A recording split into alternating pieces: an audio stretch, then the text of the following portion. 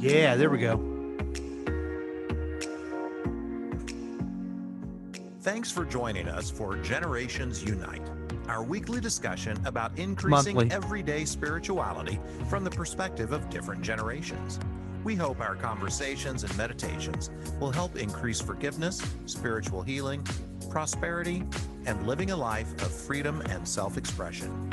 Now it's time for Generations Unite. Hi, everybody. We're back again, the Generations Unite team. Myself and We have Megan united. Lavoda. We've united. We've been kind of on a break because of different things we've been working on.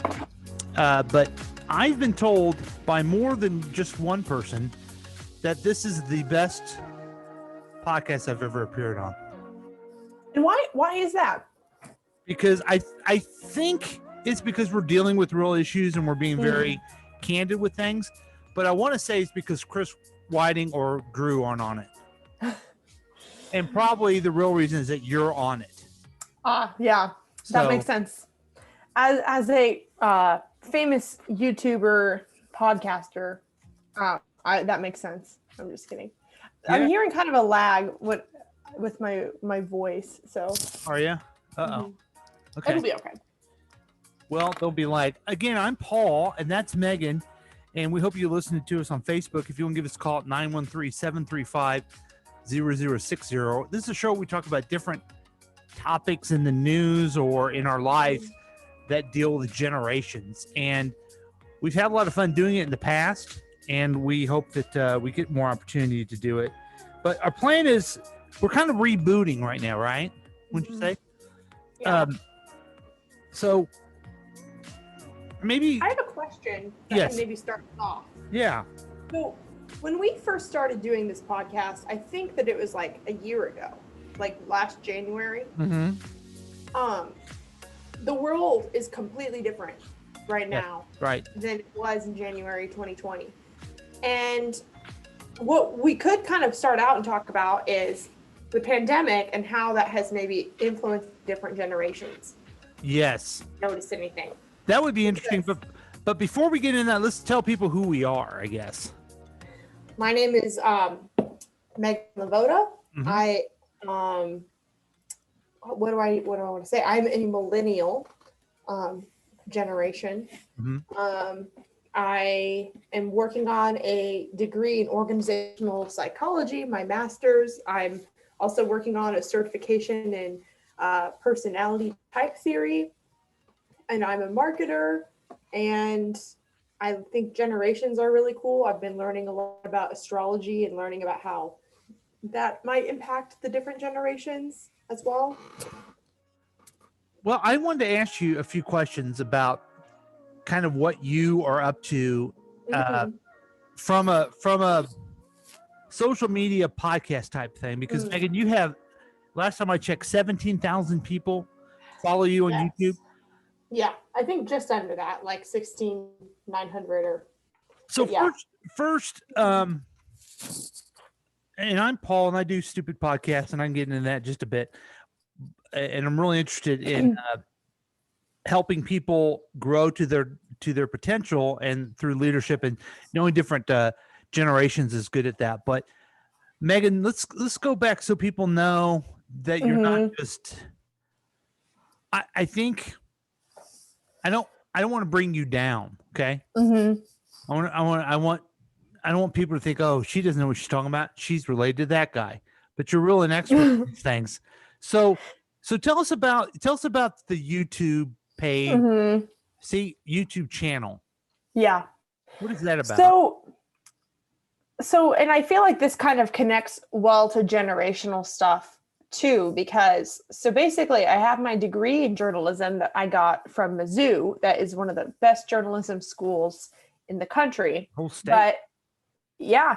And what I knew kind of going into it was that journalism was changing and that I couldn't really see myself having a career in traditional print newspaper or broadcast because the way that people are consuming media is just so different nowadays.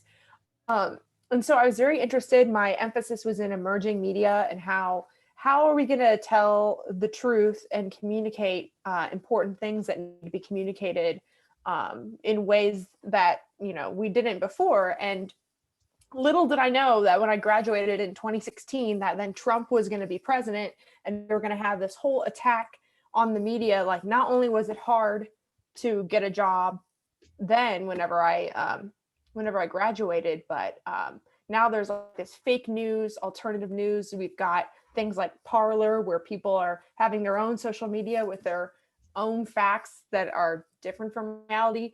And a lot of journalists, even we saw at the Capitol, with the insurrection attempt, we saw people saying like they want to kill the media, and a lot of like threats toward the media.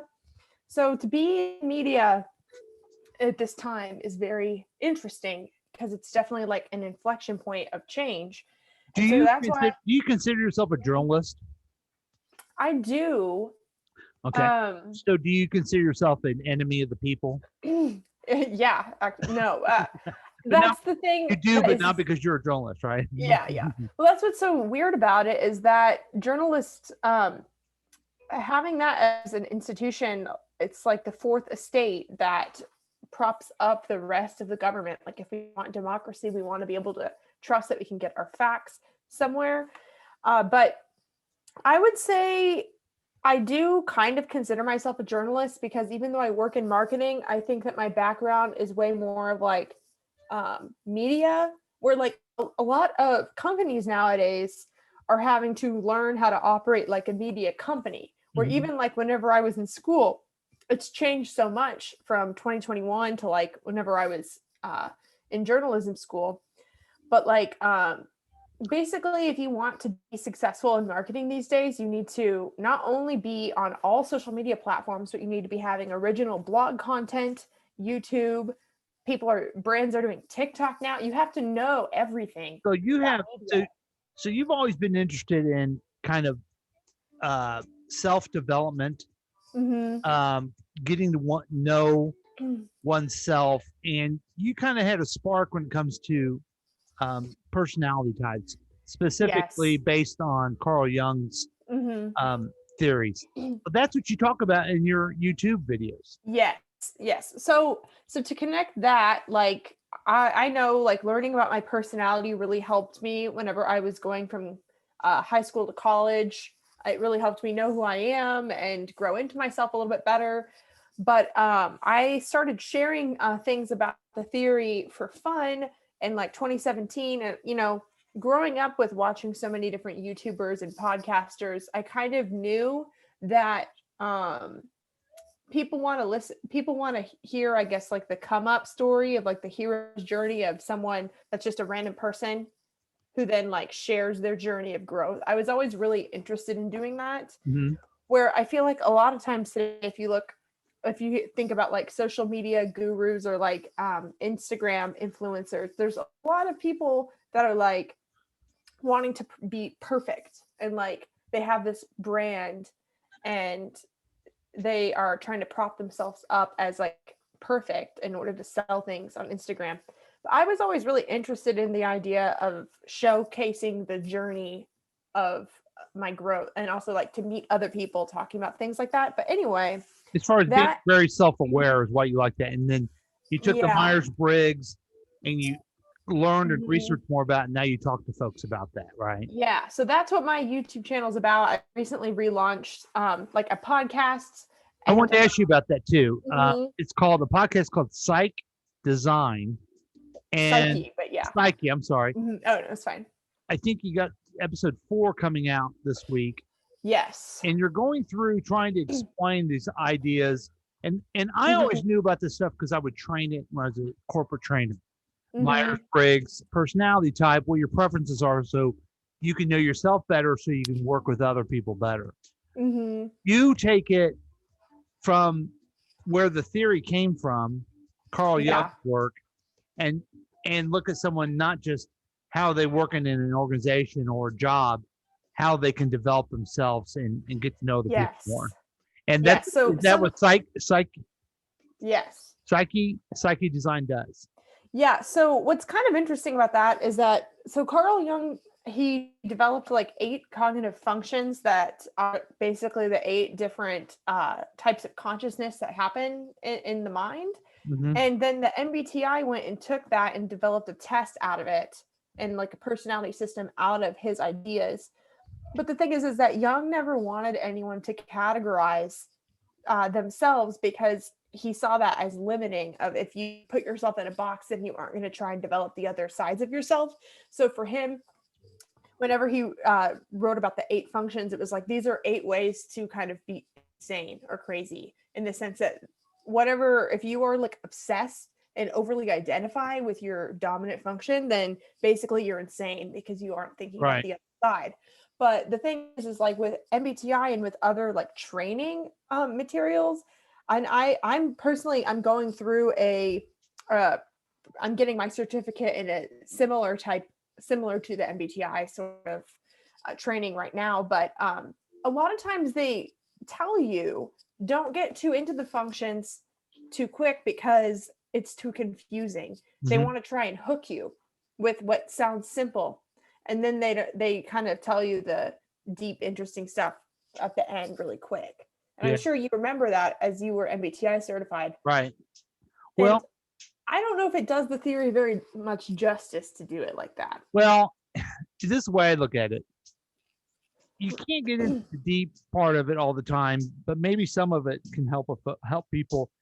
And if you have a good facilitator, they're making Mm, sure that you're saying that one type is not better than another, but these are just different people.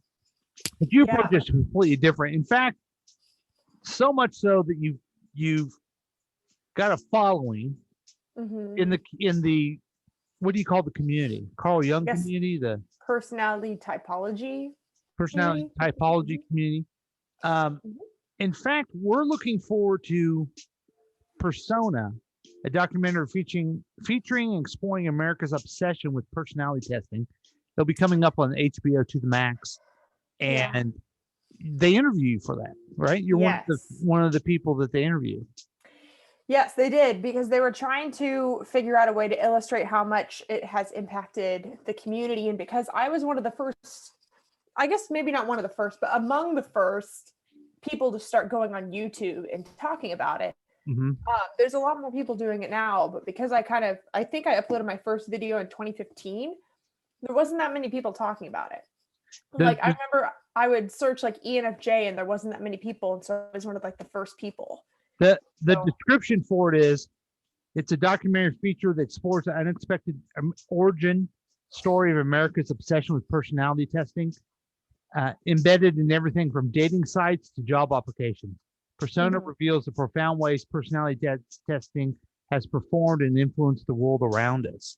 So I would imagine they're going to Yeah. go in there and they're going to interview people like you. They're going to interview critics of Carl Yeah. Jung's work, and you'll get a kind of a full sense of it. I think your approach of just kind of use it for your self development is the way to go. Yeah, You and know, so if you get into this and you think, well, this is who I am, that's how I have to mhm, be, then I think you've lost some of the point of it. absolutely. And something that in the training I'm going through now with Linda Behrens, who was mentored by David Kiersey. Are you familiar with like the 4 temperaments? Hmm. Did you learn about that too? Hmm. So her theory kind of takes the 16 types and the 4 temperaments and combines them. And she uses the self-discovery process rather than there being like a test. That because she says that if you just take the test and then get your answer, then it doesn't really inspire you to think about yourself. And so she takes it the other way, where she introduces the concepts and then allows people to introspect on who they are and then discover themselves. So So what is that certification called? her Lynn Barron's cognitive processes is what I'm going to be certified in, and I think Okay. it's called Inner Strength. Um, is her yeah Inner Strength Institute is her company. Yeah. But yeah, so I will be certified to be able to take people through the self-discovery process, which there are certain activities that you can get people to kind of experience all 8 of the functions. Like for example, like you could take like if you have like some coins, there are like 8 different activities that you could do to kind of experience what it would be like to use one Mhm. of the functions. So I could do workshops like that, or like help people figure out what their type is. And Cool. so, So you kind of had this interest. You developed a following on Mhm. YouTube. You're studying more about it. You're getting your master's degree in yes. organizational psychology, working Mhm. on that, and then your certification, and then we'll Mhm. see you in persona. Um, Yeah, but and then my podcast is more of like, now that I've been dabbling for a while, this is my attempt to be a little bit more streamlined for anyone that like a lot of my videos have been really in the weeds for people Mhm. that were enthusiasts, and I'm trying to like have a bigger picture so that if you want to get introduced to it, it'll be easier to just start at the beginning and listen to. So I was going to say the same thing. Everyone should jump into it now because um, I'm in the middle of episode 3. I mm, got to do it before 4 comes out. But you start at mhm, the beginning of like the first one is um, extroverted versus an introverted person. And mhm, that's just a concept or a topic that people just talk about. Well, I'm an extroverted person. I love going to mhm. parties. I'm introverted. I like staying at home. You go into more depth, and then you keep adding on. At least the episode so far I've heard. So if you're Yeah. interested in this topic at all, it's a good way to start into it. Thanks. Wouldn't you Yeah, agree? and the episode that's coming out tomorrow, I'm so excited about because I had a friend join me that I met from the online community, and so we were able to kind of compare and contrast the different functions. So Oh, also, you're my daughter. yeah, Yeah. that too. So I'm very proud of you. That. So Thank you.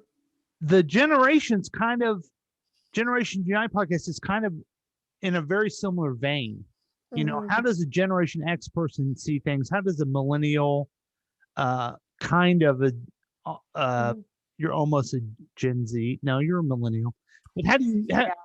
how do you see things? I actually Hmm. I'm interested in this topic because things have moved so quickly. Hmm. I even did a stand-up comedy, and my whole premise was I'm the clueless Generation X guy. I don't Hmm. thinking I know stuff. And Hmm. to me, it's just always fascinating. In fact, I heard a quote on uh, it's a fun show. Martin Scorsese is interviewing Fran Lebowitz. You know who those people are? I don't know if I know who Fran is, You should check her but out. She's hilarious. But she, hmm. her contention, she's a writer. Her contention is that one generation cannot ever understand another generation. They just simply can't. Hmm. They're just too removed from it. That makes And sense in the sense that you don't have the same experiences. Like you could yeah, try and understand, but you won't really. well, I don't know really how she meant it, but I don't see that as a way not to try to understand. Yeah. I Yeah, almost see it exactly. as a the relief is off. I don't have to fully understand. In an Yeah. environment in our work environment where we really do have at least what we have there are some silent generation working, but we know there's boomers still working, Gen X Hmm. working, millennial working, and now the Gen Z. Hmm. Well, you know what it reminds me of? It reminds me of that we will never know what it's like to be Black because we're not Black. Hmm. That doesn't mean that we shouldn't listen to like what their experience is. And I Yeah. think that because you won't ever understand, it's even more of a reason to like be humble and listen to the experience. Hmm. So like same with generations. And it's all over the media, but the millennials are just such a powerhouse, more numbers, um, as boomers Hmm. have. Baby boomers have dominated the culture since at least 1960, right? Because there's Hmm. so many of them. We've had, well, Biden, Trump. Some say Obama, but I would contend that he's a Generation X. Uh, Hmm. Bush, Clinton. We've had 5 in a Wow. row of boomer presidents without a Generation X president. And then before that, there's a Mm. long string of the greatest generation in there. Wow. So are there more millennials than Gen Z alive right now?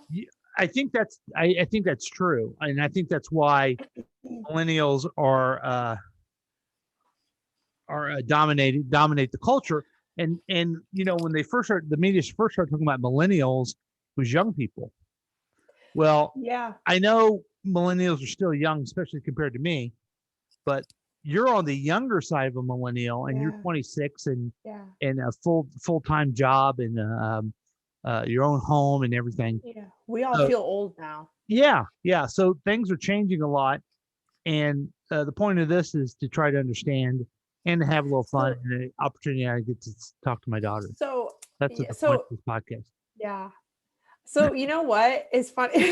It's funny is that yeah, I am on the younger side of millennial. I'm 1994, Hmm. and some people say that that it ends in 95. Some people say it ends in 97. Yeah. But here's my theory. I don't know if I've told you this yet, but even when we first did this podcast, I remember there was like some debate of when does millennials end and Gen Z begin. Hmm. I think when we look back that we're going to say that millennials were in the workforce during COVID and that Gen Yes. Z was not. And so by that logic, Maddie, my sister, would be a millennial, Yeah. which But she's she barely very been much in the on the workforce. cusp. Yeah, she's very much in the cusp. So you can even say that she is a Gen Z because I think that the problem that Gen Z is going to face is that they don't have as many opportunities for Mhm. work because they're in like this pandemic economy. Hmm. So Well, and the millennials have gone through. Millennials remember a time before 9/11, before the collapse of the economy in 2008, and before COVID. mhm. Gen Zs aren't going to remember any of that stuff. Yeah. And You you know? know, I'm starting to notice, especially over the past few years, I guess there was a time when I feel like all of social media was just dominated by millennials. Right. And not only are there older people on there now, but there's a huge difference between like the teens that are on there and the millennials. Like there's certain things where, like the laughing, crying emoji, Hmm. apparently Gen Z thinks that you're lame if you use that. And like Gen Z will like make fun of millennials for using like specific emojis. And then I like look it up Funny. and I'm like, that was the only laughing emoji that they had until like 2016 or something. Yeah. And so it's like we even just like the way that we communicate online, I think Gen Z, not only do they have like TikTok and like other like forms of stuff, but there's so many different emojis and so many different like I guess ways I of think communicating. I think what's interesting is the social media where Mhm. millennials were the first to use Facebook, one of the first Mhm. really well used social media, and now Mhm. it's all Gen X and above on Mhm. Facebook, Mhm. maybe some millennials on Instagram, and definitely Yeah. a lot of Gen Z on TikTok. Yeah, You know? so I actually wanted to ask you about TikTok because I know that you and mom like look at TikTok Mhm. as Gen Z and I don't really even look at it. And so I want to know how you got into that and how it feels as like a Gen X person Well, like like all social navigate media, TikTok. it's addictive. Mhm. And so those of you who've never gone to it, don't go there. Because now I look at Facebook and TikTok. But it's amazing to me the performances that you get on TikTok. And Mhm. because of that, the algorithm, is that what it is? That Yeah. they figure out what you like. So Mhm. they have a thing that's for you. And all mine are a liberal person and mostly young people, but there's a lot of old people too, Mhm. stitching or showing a video of some idiot Trump person and then making fun of him. And I laugh and laugh and laugh. Yeah, so I was going to ask you what your page even said Yeah, because that's basically most of mine. I'm trying to follow more. I don't ever really go on there, but I'm trying to follow more like psychology people or people doing self-help so I can see what they're doing. So, but like I'm intimidated to try and go on there. There's a few good and they're young women Mhm. that are political people. Mhm. There's a Victoria Hammett that's a good one, and what's the Mm. other one? She's real good, up to date, and knows everything. Mm. And I mean, you're doing your own TV show. You're Yeah. even editing it. I've never done one. Really? Yeah. I feel Oh, like wait, if they I did do one on Shameless. Did I show you that one? I don't know if I realized it was you. It was showing the Trump family and then playing the Oh. Shameless behind it. And then I didn't know what I was doing. I don't know what I'm doing. Oh my God. I even tried to edit one. I did like one of my favorite TV shows and tried to type them, their personality. And I didn't really know how to do a slideshow. And Maddie texted me and was like, oh, like you realize that the slideshow didn't have to look like that, right? And I'm like, you're going to have to teach me how to do it. Right. But I just can't stop thinking though about how crazy I would have gone with TikTok if I would have had that like in middle school or high school. Because if you remember, we would get your camcorder and I would start and stop it on my own. And then we would put it on the TV and watch whatever we did. Well, and if you remember, this is when social media was starting. I think you wanted to go on Friendster. I think Xanga. And Zanga. Was that Mhm. social media kind of like a Facebook? Yes. Yes. And how old were you then? 11? I think 12. Okay. And I wouldn't let you do it. Mhm. And you were very angry. You went to the library and got a book about it and read it and like researched it. And you talked me into letting you get it. And by Mhm. that time, I think I drug my feet enough. You were old enough to do it anyway, and their Facebook came around.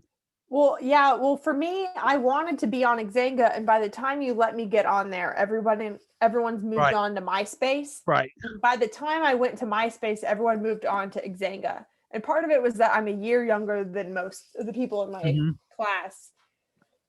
But I'm just thinking of the attitude. The attitude there was I was afraid to have you put your life out there online Mhm. because nobody did that. And all I wanted to do was say guitar chick. All you 12. wanted to do is exactly what I do every day on Facebook. And Yeah. we are right now on Facebook talking. You know Yeah, what I and mean? I think part of it for me was that I couldn't imagine because I didn't have a phone. I couldn't imagine that it was Yeah. the summer and that all of my friends were talking. I felt like I was going to miss out on any sort of connection. Uh-huh. Because I don't know if can you you imagine not talking to like your friends from school for like 3 months in the summer? Yeah, it was great. But here's the other thing too. Mhm. YouTube came along and they had viral videos. Mm-hmm. And they had a viral video of this kid practicing to be like a Star Wars guy. And he was a real dork and people made fun of him a lot. Mm-hmm. So I always had that in my mind about how stupid he was. Well, then here comes Megan who wants to videotape herself and her friend singing a Run DMC song. And I'm like, yeah. no, you cannot put that on the internet. Do you remember that? Oh yeah. Do you think that did you think people were going to bully us? Yes. And I didn't think anyone would see it. They probably wouldn't have, but They probably wouldn't have. And nowadays, if you put on you lip syncing, well, maybe you invented TikTok because that's see, that's the basically what thing it is was. that You invented TikTok. I wanted to do videos of me lip syncing to songs. Uh-huh. And also I did so many with Maddie and like Audrey and Jack that were Yes. like I'm Bossy Yeah. by Kellis. We like Uh-huh. basically it would be like, okay, this section of the song, we need something funny that goes along with these lyrics. Uh-huh. And so it was basically like TikTok. Yes, it's Except for that I exactly like used- TikTok. Except for I used Windows Movie Maker. Okay, so you invented TikTok. That's awesome. Yeah. But I was so worried about those videos, and now they come 2,000 times a day, and nobody knows what they do, and people would have liked it. So I have another thought on that is that, well, for one, I feel like TikTok has gotten so popular in over a year. Where like even a year ago, I feel like it was just dancers, and now like there's everything on there. Yes. Like it's way more than that. But I also feel like Twitter has changed a lot. And I feel like I'm on Twitter all the time. That's like the one that I'm addicted to.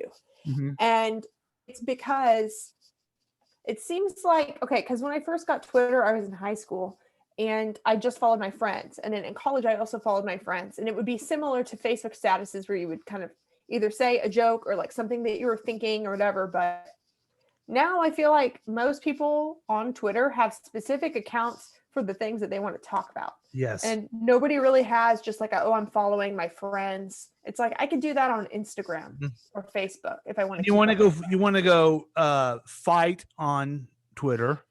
Yeah. And so and I think what the bad thing about Twitter is Twitter has become such a crutch to the media that, I mean, there's a lot to be said about banning Donald Trump, and it's probably a really good thing. You can't incite violence on Twitter. They can't allow that. Yeah. But then again, why is the news media making a big deal of things that are on Twitter? And I think I'm lazy, and I don't know if you ever had that discussion in journalism school or. I think that Twitter really does feel like the town square of where everyone's talking about things. And so I think that might have to do with it. But the thing is about that, though, they're not talking honestly. They're fighting, and you would never do that if you were face to face with somebody. Yeah, but I think that people are so angry these days that they won't even be face to face with people because they're so in their bubble. So that's one problem with it. But what's so interesting is that I feel like now Twitter, I don't just see people that I follow, but there's so many viral tweets that I feel like they're all spot on with my interests and the sort of things that I like. Because it's my friends liked it or people I follow liked it. But every time I see a funny tweet and I want to tell my partner who I live with, it's oh yeah, I just saw that one. We are similar enough people. We see the same jokes. So, but I feel now. So that's a great example of the generation stuff. But here's a story I wanted to bring up to you. Generation news.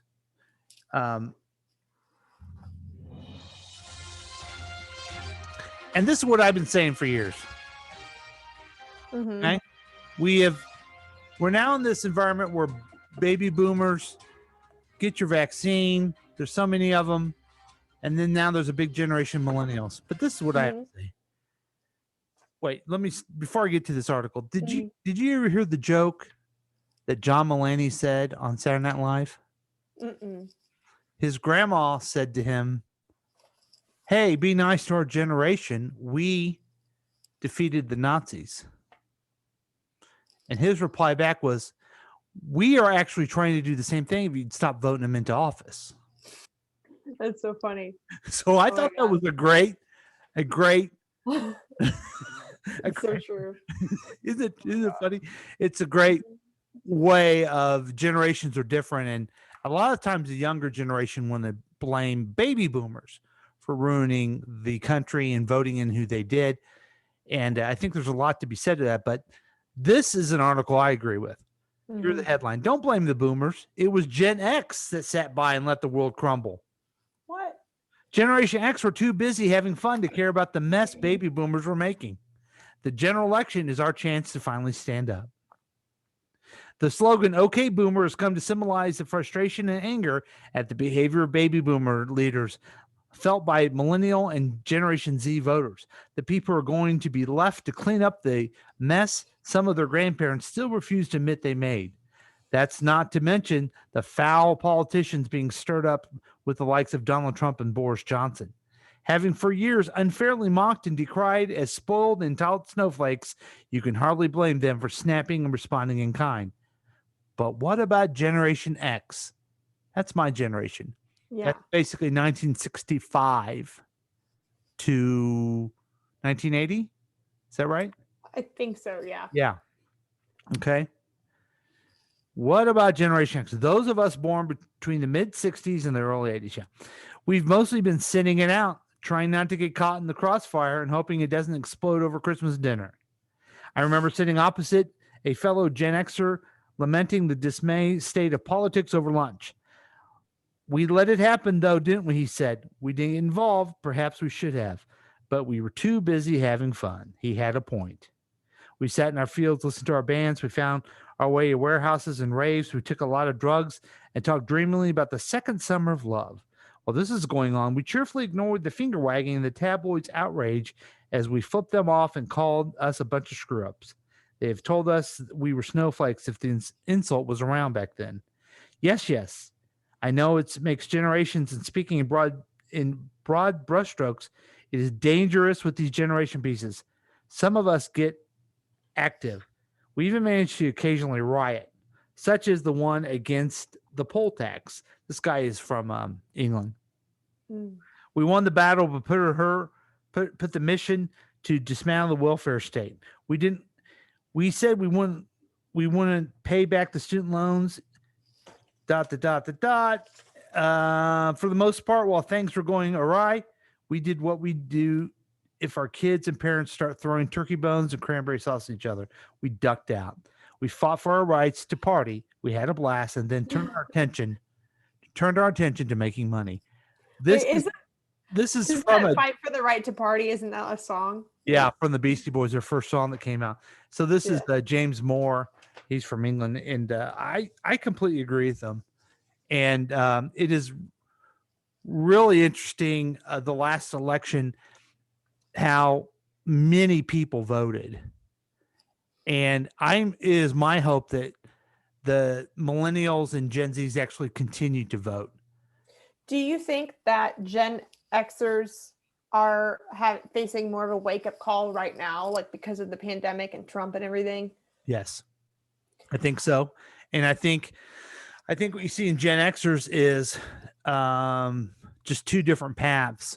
One, oh my God, everything was good for us and now they aren't. I better get involved and vote. Or, oh, things were good for us, but wait a minute, the others are taking my stuff. I think I'll go take over the Capitol. Because you see a Gen X complain about the country changing or keeping America great. They did nothing to add to making our country great. They just liked the idea that they were entitled white people and got to do what they wanted to do. You know? Yeah. So I have a question. Is that what were some of the main like activist groups of Gen X? Like, was there like kind of a group that was super into climate stuff and like voted for Al Gore? Like, I'm trying to like see what were the big. No. What there was Rock the Vote was the biggest one. What's that? And when was that? That was in like the early 90s. It was MTV's way to get you to vote. Okay. And also, like, what I want to know is everything that you read. Is that nobody wanted to be an activist in my generation? Yeah. Well, if that's true, what about like Black Gen Xers or like other minorities? Do you think that it's sort of like, well, Martin Luther King just happened, and so let's just be happy with this? Is that? I mean, I hate to speculate the Black experience, but I just want to know if you their think parents. Mm-hmm. Okay, so if you're a Generation X and you're a Black person, you know that your parents had it way worse. Had to go, couldn't sit at the lunch counter. They had to sit in the back of the bus. They had to have different drinking fountains. They couldn't swim in a pool. Yeah. And then that changed. Where schools were integrated and they were a little bit better. And I think I'm not putting it on Black people. I'm putting it on a whole generation. We thought we were done. But what we have found out in the last few years that the rich are getting richer, the poor is getting poorer, and race is still not as done issue in this. We have yet to deal with that sin of our country. And what's bad is it's bad to be, Jim Crow laws and segregation, but it's also bad to say, yeah, we're done now. Yeah, I guess I guess I just wondered, like, was life easy for everyone? I guess. What do you mean? At this time, like whenever you're talking about Gen X and how like you guys were able to party, was that true for everyone, or was it easier for women to just not have to work because the salaries, it just like the economy was better? Because Women of my generation worked. yeah. Women of my mother's generation didn't, even though she did. She was the one that did. Yeah. I guess I'm just curious how there really was that much more opportunity, or like what about the people in poverty or the minorities back then. Because I feel like I guess my instinct is that those are the stories that aren't told as much when you think about Gen X. Mm-hmm. Well, the opportunities were like, when I got to college, I worked at Sprint. Mm-hmm. I sold long distance phone. Yeah. Okay. So that's an industry that's not around anymore. A lot of people would go to any other type of manufacturing. The only thing we do now in this town that we manufacture cars or trucks. Thank goodness we still have that. So those type of manufacturing jobs maybe have changed. Mm-hmm. Those big corporate jobs are diminished. So that makes sense. Yeah. So maybe it was easier to get started somewhere without as much experience, where now I feel like millennials are so educated and you have so much to prove in order to even get into the workforce. Like if you want just like an entry-level marketing, you have to like prove that you're super creative and adaptable and have work to show, and like it's just very difficult. Yes. I don't know. It's very difficult. And then, in my lifetime, I've seen companies, big corporations go from what's good for our community, our workers, and profit to what's good for this quarter's profit. Mm-hmm. And also unions were bigger, right? Unions were bigger, but they were being diminished. Mm-hmm. So yeah, I love, I don't know, I didn't plan on getting into this, but we can, if you know anything about it. Mm-hmm. This GameStop thing is awesome. Oh my God. Yeah. The generation thing. Yes. Do you understand it? I understand the gist of it is that basically people are beating Wall Street at their own game and trying to make a buck out of the stock market. I don't know that much about short selling and how it literally works, but I get the gist of it. Well, to me, it's very generational. As the millennials and youngers liked GameStop and thought, I'm going to invest in it and screw over the older generation who just, this is what we do. We make money and that's how we do it. Despite someone's real life and everything. That's why I love the story. And I just, for some reason, and this is not a nice person, when I see a hedge fund guy who's destroyed companies for his own profit, crying on television and saying we're being mean to the rich, I laugh. Well, the thing is that if you are investing, you're taking a risk, and they should know that. Right. They should know that it's a risk, and they need to understand the different media and that people are unpredictable. Well, here's another thing fundamental about your generation too, is that you have your generation, I guess maybe because things went okay with Generation X, but millennials looked around and said, wait a minute, I'm supposed to trust the church, and there's children being hurt by them. I'm supposed to trust the government, and they're doing this. I'm supposed to trust the institution of Wall Street, but wait a minute, they're making money this way.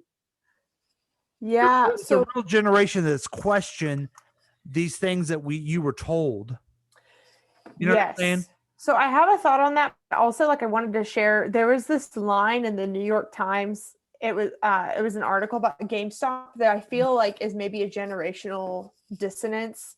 It's the article, "Dumb Money is on GameStop and it's beating Wall Street at its own game."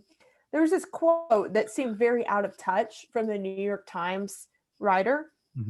They said basically about the traders, like from Reddit, propelled by a mix of greed and boredom, gleefully determined to teach Wall Street a lesson, and turbocharged by an endless flow of get rich quick hype and ideas delivered on social media. I'm just like, oh, delivered on social media. Like, who cares? And Right. also, like, do you really think that people are fueled by greed and boredom? People are like, they have nothing to lose in Yeah. this economy. Do Right. you really think it's greed? It's like, oh, sure, maybe that might work, whatever. Like, what about Wall Street? Is that not fueled Yeah. by What greed? about that is fueled by greed. Yeah, And but it has been for decades. they're basically saying, these people on Reddit, that that's fueled by greed. And also, like, are people really that out of touch to think that people are just bored because of the pandemic? Because, okay, sure, some people are bored, but also people like need work, Mm-hmm. and people are overworked trying to make money right now, Yeah. especially young people. You're right. Like, and so I don't know any young person that is just super bored. I don't know. It seems like probably Gen Z is bored because they're in school. But like everyone that I know that I talk to is like extremely exhausted right now because they're trying to figure out their career. They're trying to like, invest in themselves and their future, but they don't know where it's going. And it's just like, it's a lot. I think that greed and bored is unfair. Yeah. And we won't get into this now, but maybe we'll talk about some examples of that. That only gives fuel to these people who don't like journalism and think there's a bias. You do know, Yeah. right? Yeah. And it's like, oh, do you really like, sure, maybe there's something too, like, oh, trying to teach Wall Street a lesson, but it's also like, why can't people like play the same game? Like, Yeah. if like what These hedge funders were greedy and they were doing this. There was a weakness in their system and someone else came around. That's what they did. There's a weakness in the system of only making money when stocks go up. So they figured out a way to do it, and they figured out another way to make money. And that's what happens when information is free on Google. Right. That's what the internet does, is that people can teach themselves. Mm-hmm. And that's another thing, is not only are millennials more college educated, but if we want to know something, we know how to figure it out on YouTube and just teach ourselves.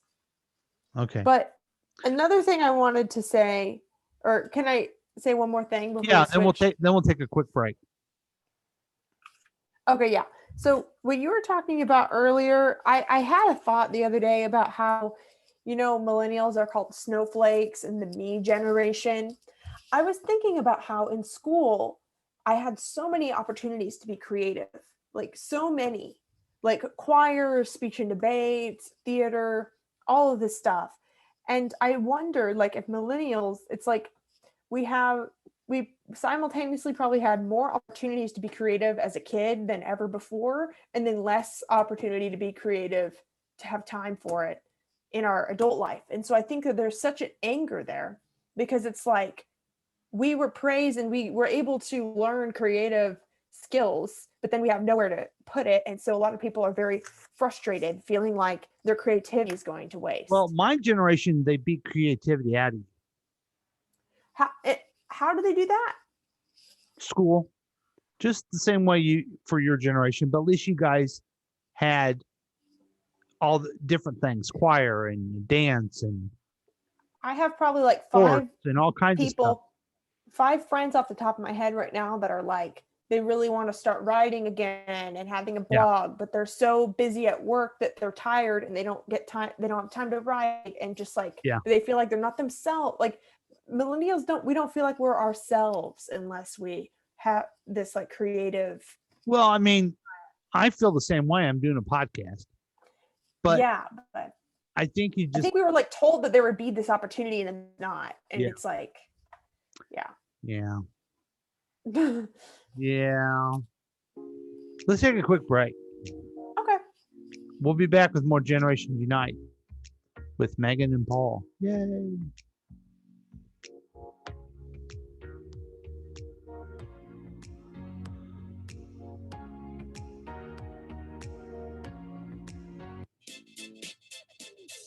Looking at the past 7 days so you don't have to.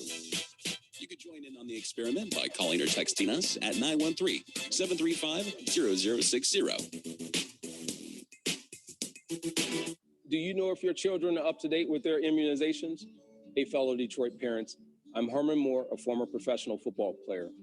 I'm lucky to have two amazing sons, but I also know that being a parent requires a lot of work. And one of the most important things is helping to keep your children healthy.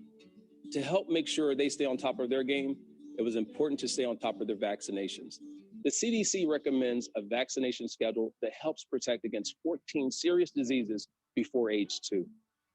There's a lot to consider when it comes to your child's health, but I know getting our children vaccinated with all doses at the scheduled times is one of the most important steps we can take to help protect them from serious illnesses. Visit vaccinateourchildren.com to find information about CDC recommended vaccinations. This message was brought to you by the Henry Ford Health System in partnership with Pfizer. Hi, Tom Gully from the Tom Gully Show here. Listen to the show every weekday at 5 p.m. right here on KCTK Radio, personality-driven radio. A just-launched nonpartisan web portal by Vote Sane PAC aims to empower the electorate in a unique way. Founder Rob Zimmer discusses what makes it different.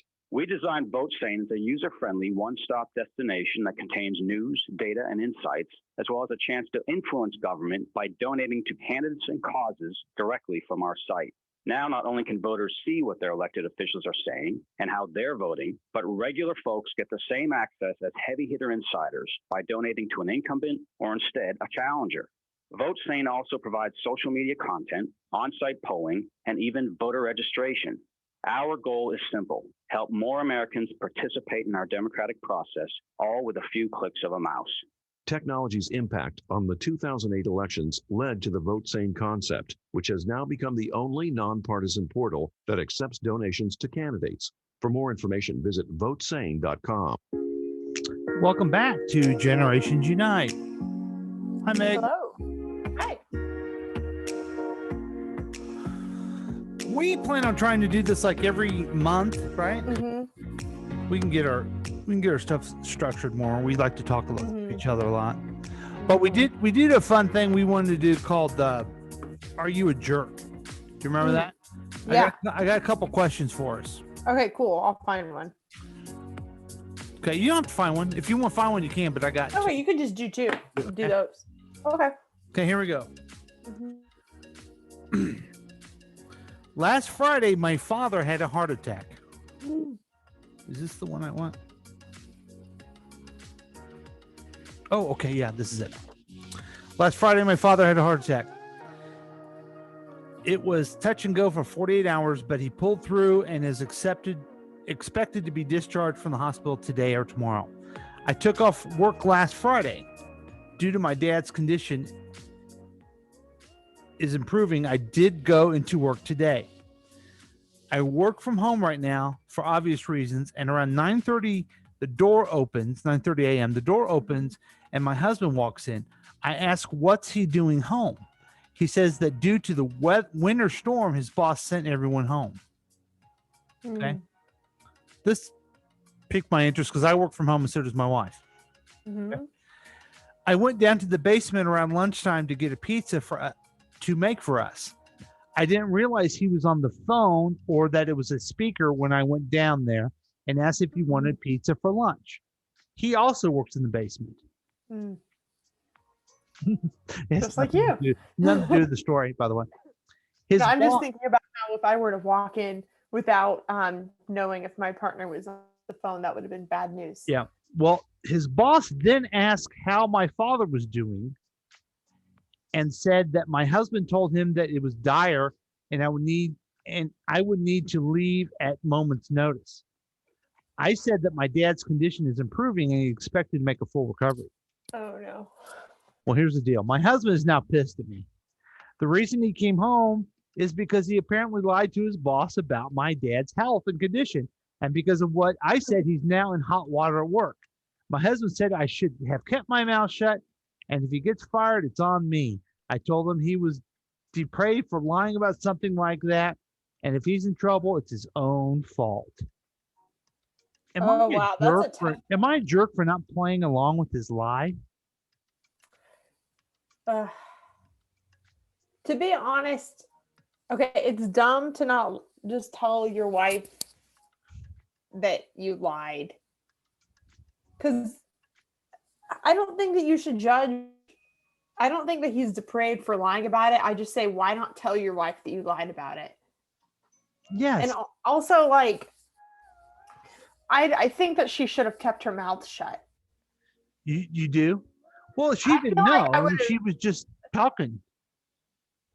That's true. I believe that she's a hero. And that he's the jerk. Because he should have told her, hey, I left work early because Yeah. your dad being sick. I told Yeah. the boss is dire. She said you shouldn't have done that. Yeah, I probably shouldn't have done that. And then how is he expect her to back up a story she doesn't know anything about? I mean, that's true. That's true. I feel like it depends.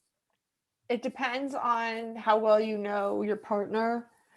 But I feel like I never would want to talk about it Mhm. like that, because I would just like be like, I don't know. I don't think he has a right to be mad. I think it's all on him. He should. Let's Yeah. even put it this way. He shouldn't have lied to his boss. Okay. He should have just said, Am I My a jerk for father-in-law- not even worrying about the fact he lied to his boss? I'm not really worried about that either, because Yeah. whatever, right? It's just work. Yeah. And I mean that if it sounds like I'm degrading work, I am. I just, Mhm. bleh. But he could have easily said to his boss, hey, listen, my father-in-law has been sick. He looks like it's going to be better, but I'm going to go home and just in case, call me later. That's as easy. He could have got the same thing done that way, but he didn't. So he was afraid of his boss. Then he should have told Yeah. his wife, I wanted to be here with you. So I Yeah. told my boss that Yeah. your dad, Yeah, we you're didn't right. know what was going on with your dad. So that's it. Yeah, and also he didn't even tell her that he was on a meeting. Exactly. Like, that's at the very least, if you were worried about anything like that coming up, just say, I'm on a meeting, don't come down here or something. Yeah. So he's the Yeah, jerk. I think he's the jerk. He should have. I think he's the jerk, but at the same time, I feel like if I was the wife in the situation, that I would pick up the vibe that I should stop talking. Yeah. Because I feel like you would have seen from the body language in some way that you should just not. Good point. Good Yeah. point. But- I think he shouldn't get any of the pizza for lunch. Okay. about this? Yeah. Yeah. I read this one and this isn't even, I can't even think. Wait, I don't even have to think about this one. I know. wait, is this Gen X that you printed it out? Yeah, maybe I got a new printer too. So Oh. am I a jerk for not allowing my mother-in-law to sign my daughter up for a purity ball at her church? My daughter Tess is 9 years old and has gone to church with my mother-in-law periodically since she was little. I don't love that, and I'm not a religious person, and my mother-in-law is aggressively Baptist. But my husband thinks it's a good bonding activity, so I don't complain. Plus, it gives us adult time on Sundays. I think that was unnecessary in the thing. Yeah. Well, because of the virus, services have gone online. Tess still goes over to my mother-in-law's place and helps her set up the laptop for them to watch together. She also Zooms into girls' Sunday school group after the service.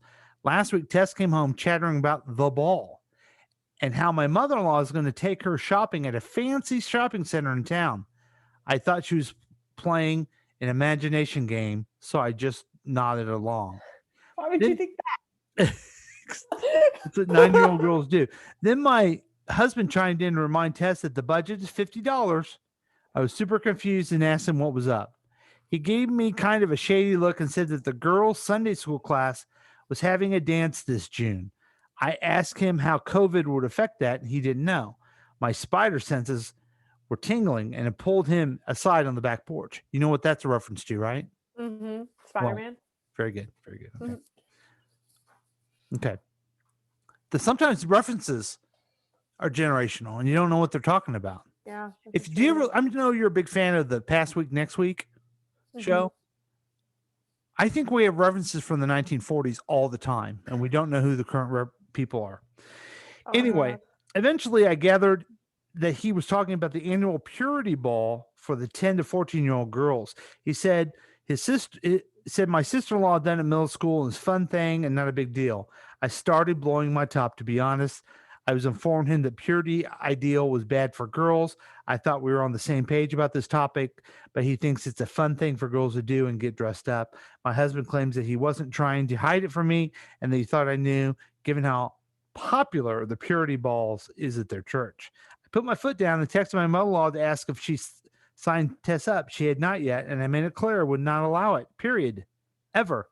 Mother-in-law sent back her usual stuff, implying that I'm a hoe who let her son down a bad road and I'm an unfit mother. Wow. Am I a jerk for forbidding the purity ball? The only reason I would be the jerk is I unilaterally decided against my husband's input, and I think my daughter will be disappointed.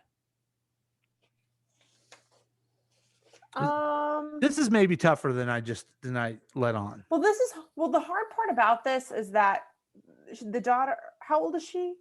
She's 9 years old, gonna be 10. See, she's so young to where I don't know. Because I guess I'm just like, why even let her get mixed up in some crazy religion to begin with if you don't want her to get that experience? Because at this point, she's already looking forward to going, knows the people that are in her class. Yeah. And just She thinks it's like just a fun ball to dress up and have fun. But on the other hand, you know what she could do is she could talk. It's already sending terrible messages to young women. Do you know what she could do? What? She could have, if the daughter really wanted to go, and if she didn't want to cross the mother-in-law and have her go to Bible school, she could just sit her daughter down and have a conversation about it. I know that I went, but you're still getting that negative message at the place. Yeah, I get because that. what they're telling women at a very young age is, don't be sexual. Yeah, I guess and I just if would you are never sexual, want. you're bad. And that is too many women have suffered their whole life with that issue. Because I would never want to marry someone that would want my kids to grow up in that, and I would have put my foot down from the beginning. Mm-hmm. I'm just thinking of, I think when I was about that age, I went to some sort of mommy and me sort of like class with mom about becoming a woman and me. Like what that was more means. of like, that's more about like going through puberty and stuff, though, right? I think, yeah, mostly, but I feel like that was touched on most. Like, I mean, I don't know, but like, I think that, I mean, maybe you would think 9 is too young, but the thing is I don't know. I feel like she also should have to have some sort of conversation to explain to her daughter what this even is. I don't know how you would do that. Of like, this is why we're not forbidding you because we don't want you to go to a ball. I mean, I don't know. You know, what's interesting is as I'm thinking about this, I've noticed my evolution on this. Mm-hmm. Because I made my daughters go all the way through Catholic to be confirmed. Talk about oppressive, the Catholic Church, right? I don't know if I would do that again, Megan.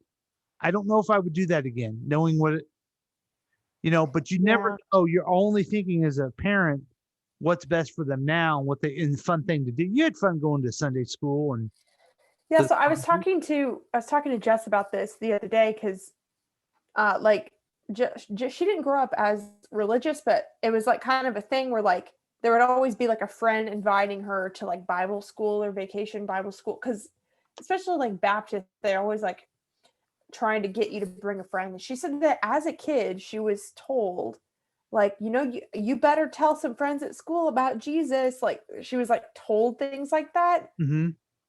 Catholics don't do that. That's like right. I feel like I would just go in, I'd be like, Jesus was married from a virgin and Joseph was there to help and be a carpenter. And like, I was talking to Jess about that and she doesn't even remember that. She didn't even really know who Joseph was. You're right. And the church that we had our family in didn't do a purity ball.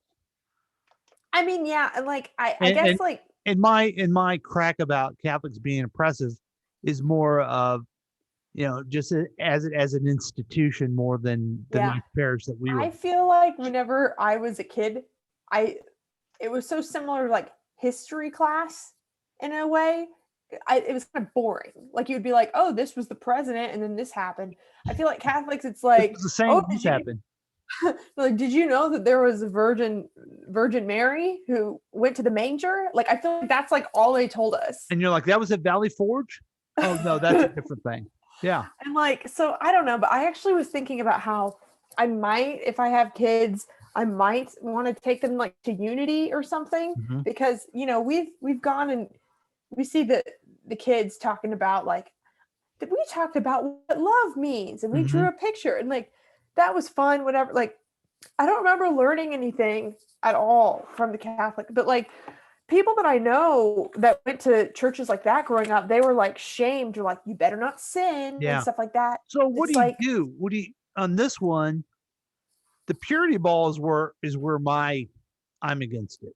Okay. yeah, I don't. So do you say, I don't want my kid to go to the church because they have a purity ball? Or do you say, I don't want you participating in the purity ball, but I want you to have bonding with your grandmother and the rest of the church? Yeah, God, I wouldn't have even allowed it to begin with. So it's hard for me to, what do you do? You know what? We have an answer for this person. What? We want you to go find a Unity, maybe, what's the name of the place down there in Westport that we like to go to? Our friend Carla spoke and we loved watching her. Oh, Center for Spiritual, Yes. what it's called. Find a church like Center that. for Spiritual Living or Unitarian Universalist. Or even a Methodist that's accepting and stuff. Go find a church like that, Ryder, and go with your daughter.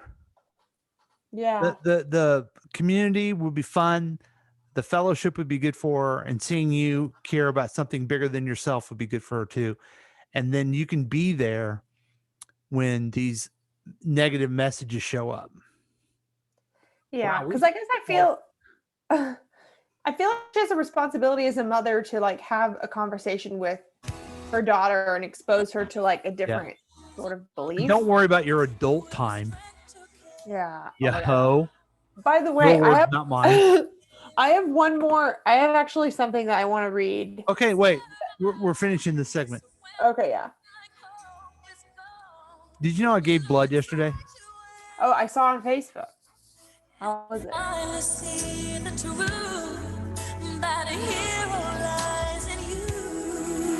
When I gave blood, they started singing that song to me. Oh, really? Oh, no. Because I'm a hero. Okay. Okay, you have a good article. No, so this is kind of like, are they a jerk? But it's from Reddit. It's from Reddit/relationships, which is where people go to complain about relationships. Yeah. So it's a similar sort of thing. I do think that the guy is a jerk, but you can tell me if you think he's a jerk or not. Okay. And so this is a 21-year-old male who has a 20-year-old female girlfriend. Jerk.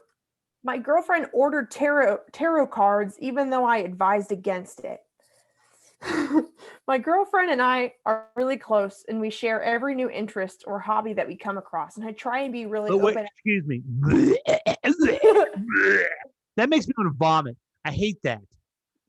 This guy is. What do they call these? They're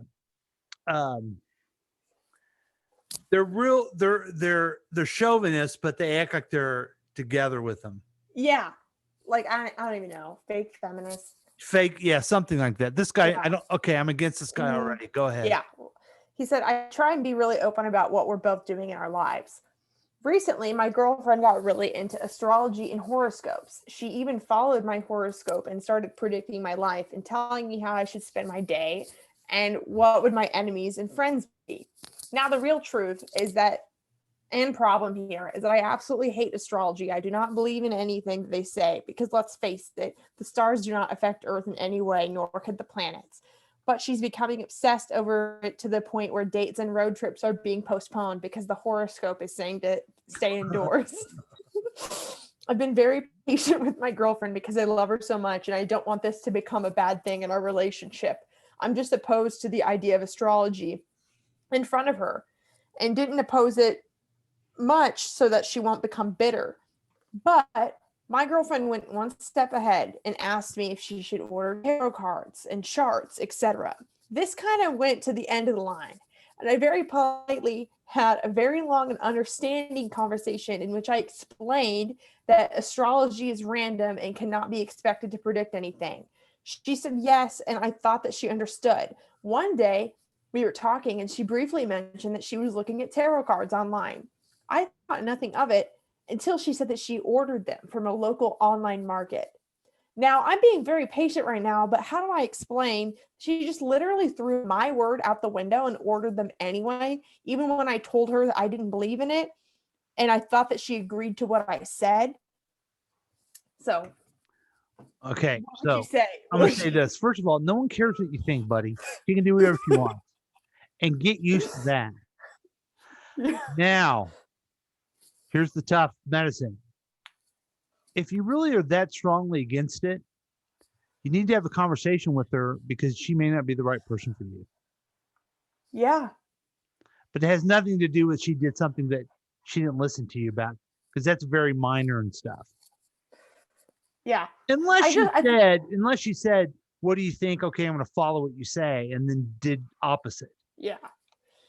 Now, you know astrology. Can people get carried? Well, I don't even need to know it. People can get carried away on all kinds of different things. That's what I thought of this, because the thing is like, why even be with someone who has such completely different beliefs? Like, I don't know what the guy, but like, the thing that is so funny to me is how people are adamant about astrology. Meanwhile, it's like, you're taking someone to a purity ball because you think some guy like in the sky is going to call her a sinner and banish her to eternal flames. Like, what? Like, I mean, like, they're both cuckoo nuts. Yeah. It's like people believe what they believe. And it's just so funny. Like, guys like this that are like so in science and they're like, well, that's not logical, right? And it's like, well, nothing spiritual is logical like that. I think it's another form of sexism. Yes. Because I said this and I don't believe this. You should follow what I have to say. Yeah. And I think he's also, maybe we can do another one, get your mom on here, called Genders Unite. Because men are the biggest babies in the world. If he's not getting all the attention from her and it's hurting his feelings. Yeah. Yeah. Because like, who cares if he has how many men have like played video games and women didn't care? Softball league, golfing, podcasting, all kinds of stupid things that their hobby is. It happens. Can you imagine if mom was like, I've been making dinner and he's going downstairs and doing his podcast, even though we were gonna have dinner together. I mean, I don't know, like mad at you for doing. I mean, that's what's so wonderful about your mom. She's always been very like supportive of me wanting to do some fun things I like to do. Yeah. And everyone should. If you can't support your partner in wanting to do fun things, then you shouldn't be with that person. So he needs to just talk to her. He's kind of being a jerk. Let's go ahead and do the music for him. But we also don't know if she's gone nutty on it either. Yeah. I mean, if he really doesn't believe in it, if it's not cool with him, then they're not compatible. It's not that he doesn't believe in it. That's bullcrap. It's that he's not into as much as her. Yeah. So this sounds like I need to have a talk. Okay. One last thing I wanted to do here. We could talk forever, Megan. Is, people are now making money off generations. How?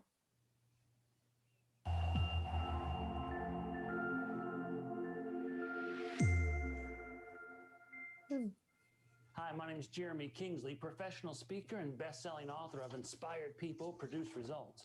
One of the main struggles Rory. organizations can reach maximum success is handling the generational differences of their people. Existing leaders not relating or connecting with emerging leaders.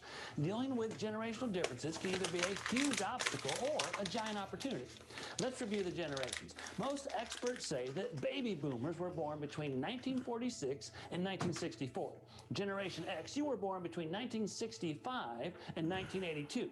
And Gen Y, you were born between 1983 and 2001. Everyone after that, Generation Z.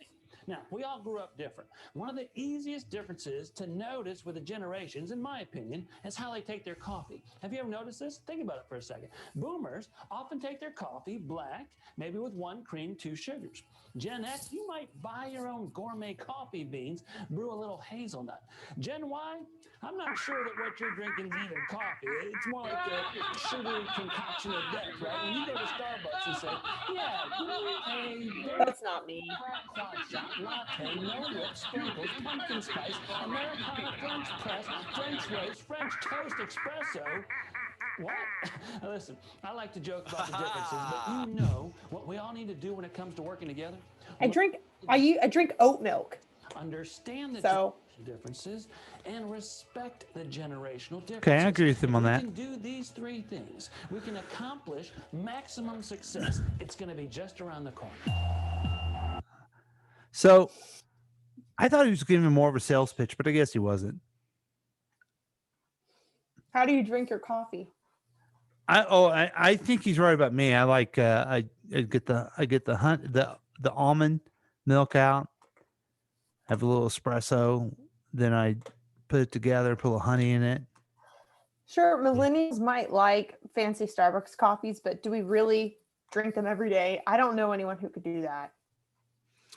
I think the real millennial thing is make your own Starbucks coffee at home. Don't get Folgers. Get like nicer coffee that you make at home and then add oat milk. That's what millennials do. There you go, folks. All right. Any last words? You want to say goodbye? It was great uniting amongst 2 different generations. Sorry, I don't know. All right. I need to. All right. Love you. All right. Love you. Thanks for listening, everyone. Bye. Generations Unite has been a KCTK production, produced by Megan Lavoda and Paul Lavoda. All rights. For more information and content, email us at kctkradio@gmail.com.